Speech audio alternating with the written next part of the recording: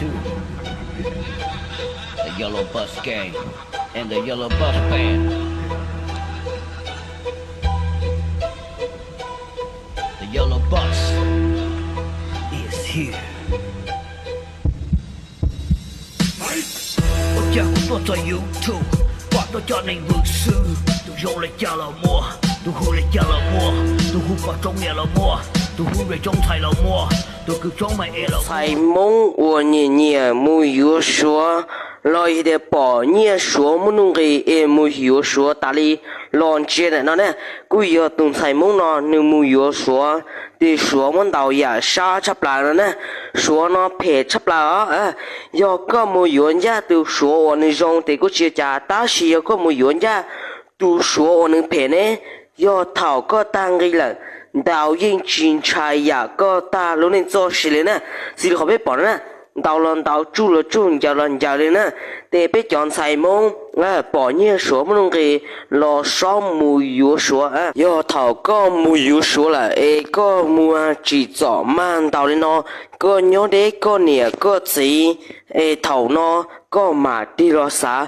Chọn đã nhớ kỹ lòi để mà đi lòng xã chọn đã cứ chuyện câu sư và cho số mua gì cho rồi tàu lúc dùng chỉ dùng yếu ta là do nó có yếu từng thầy mong là có yếu một yếu số lo xây để video đó ta có mà đi muốn nè số nó phải chấp là chỉ do thảo có một yếu số là nè thảo nên chỉ lo cho là luôn cho mong lo yếu chỉ đâu ta luôn bị bọn cháu yếu tàu cháu có ý linh chỉ sợ thì nó lên từ lọ bỏ lại từ lúc sợ có lọ bỏ lại cô lấy cô sẽ tạo mù của chúng từ tàu bỏ ok cả ok cô bé chọn thầy mong son chân chơi nhẹ số thế chơi nhẹ số nhẹ số muốn nông nghiệp đấy chả là lo yếu luôn cho mong lo sư cho nhẹ ở lên mà lấy cứ cái gì đó rau xa đó là đã cả tao tôi xin chơi nhau hụt Facebook hay YouTube đó Moonlight Matters in the Yellow Bus is here.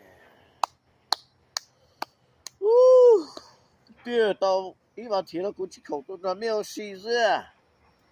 Cũng thấy một ông ấy cha có siêu có chờ cho mấy cha có gì nữa của chỉ kia là tuyệt lệ đó là mà ha cũng cho lại behind work là cũng cho lại bộ hồ lựu cũng sẽ chỉ khẩu tôi nói mấy gì nữa cái guess what today is? It is Friday SmackDown. Guess who made it SmackDown this week? Chó bò mông chỉ cả yếu với chó mông nè. Nè hai ta với chó mông nè phải phê lên. Nè ta với chó mông nè mông mê đòn đào lên.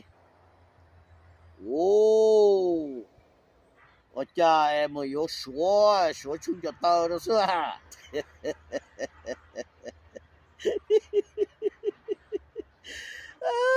Bây giờ là bây giờ mong phê đó bây giờ mong chung cho tao đó mẹ nó xí bên mong chung ta số để chung cho tao đó mẹ ha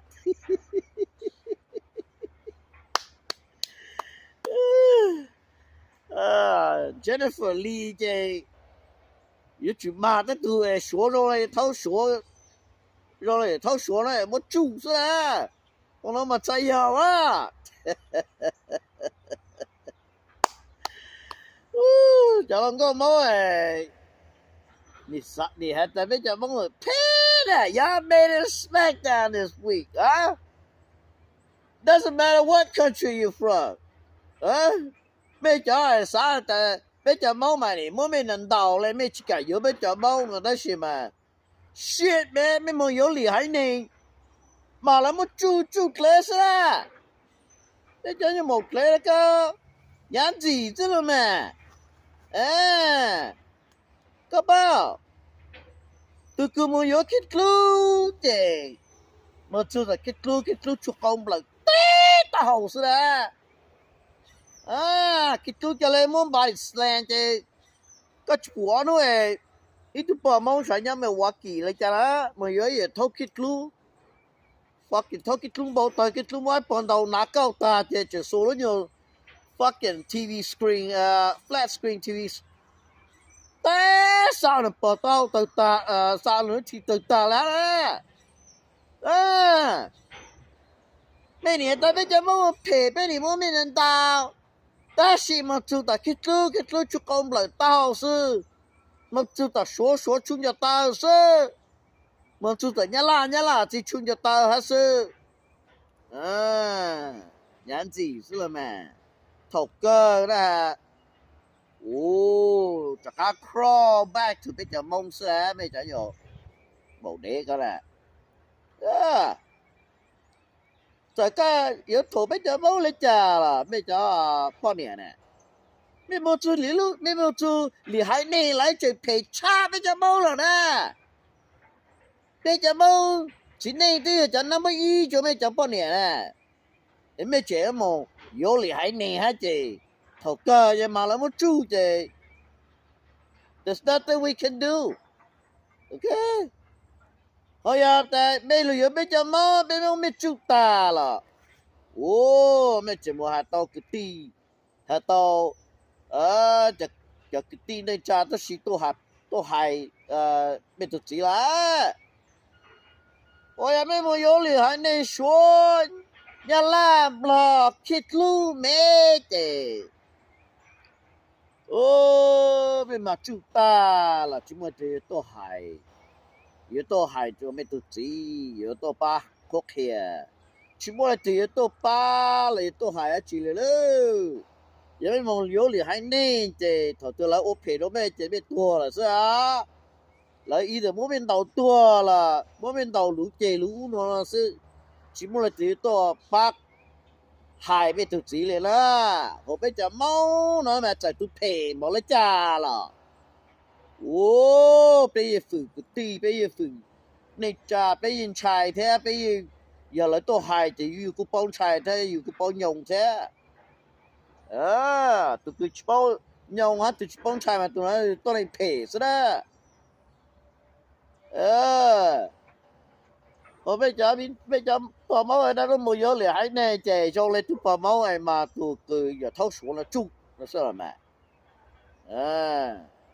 bây giờ cứ bỏ máu một lẽ có chè nhãn gì sao là mẹ nè tụi thua bây giờ máu lên nè hết ta bây giờ máu nè phê lên mà nè chỉ bao lúc bao nè lên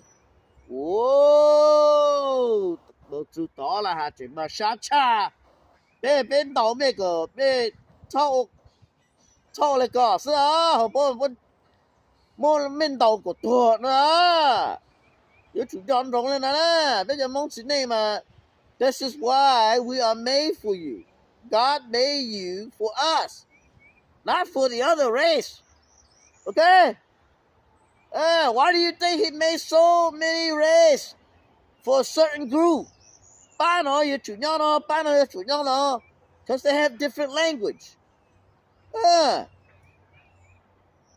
you have to stick together, man.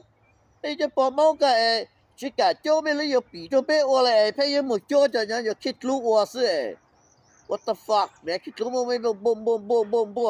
Khít lú mình chút đốn chát ta lại. Fuck, is that what you want? Y'all, ta mới sát tao lên đó chứ. Fucking just let us know. We can do it. We can do it better. Okay? You know? So cô hai đứa bây giờ bỏ máu cả là. Bây giờ như một lẽ cả là. Cứ bây giờ một thằng thì hãy này nè. Tại bây giờ một phê nè. Just remember. Okay? When you get your ass kicked. Remember I told you. Tại bây giờ chỉ đi máu. Bên đầu ta là bên lũ mẹ đó. Họ bây giờ nói là bên đầu ta bên chỉ lũ mẹ á.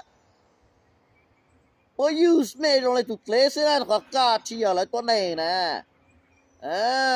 This is the reason why we are meant to be together, not for you to separate from us. Rồi bây giờ mâu nè, we are stick together.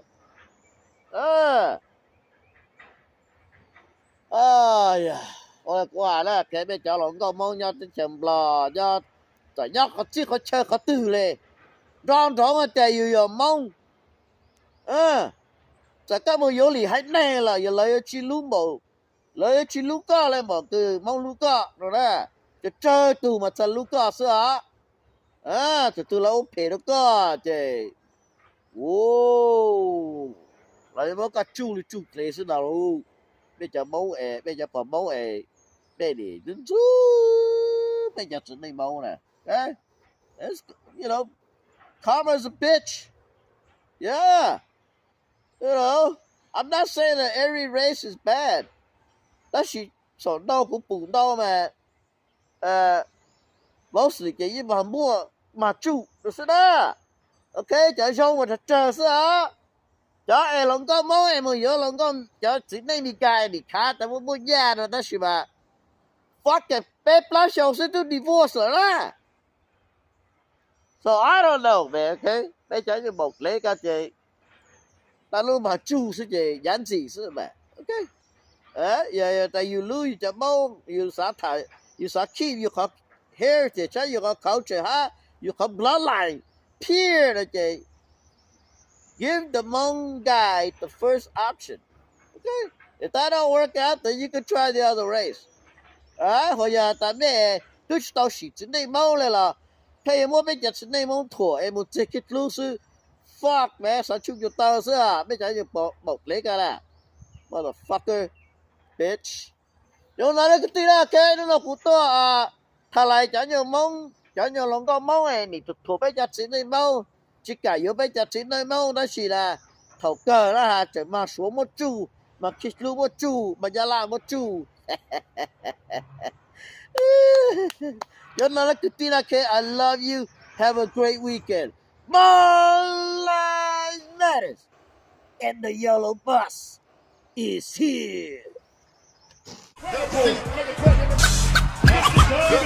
Keep it gangsta,